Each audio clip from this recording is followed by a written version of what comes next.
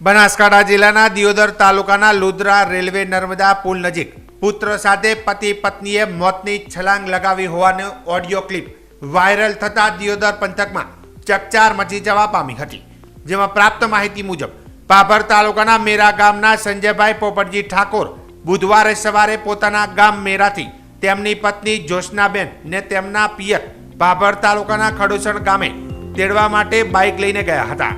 ત્યાંથી પત્નીને તેડી પુત્ર સાહિલ સંજયભાઈ ઠાકોર સાથે ત્રણેય જણાએ અગમ્ય કારણોસર દિયોદર તાલુકાના લુદ્રા ગામ પાસેથી પસાર થતી નર્મદાની મુખ્ય કેનાલની બાજુમાં રોડ પર બાઇક પાર્ક કરી બપોરના 2 વાગ્યાના આસપાસ કેનાલમાં ઝંપલાવ્યું હોવાનું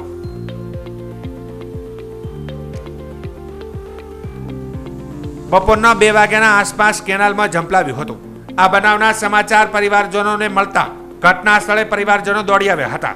આ અંગે દિયોદર પોલીસને જાણ કરાતા પોલીસે તરવૈયાઓ મારફત શોધખોળ હાથ ધરી હતી। જોકે ગુરુવારે કેનાલમાં શોધખોળ કરવા છતાં તરવૈયાઓને કોઈની ભાળ મળી ન હતી। આ ઘટનાને લઈ લોકોના ટોળે ટોળા ઉમટ્યા હતા।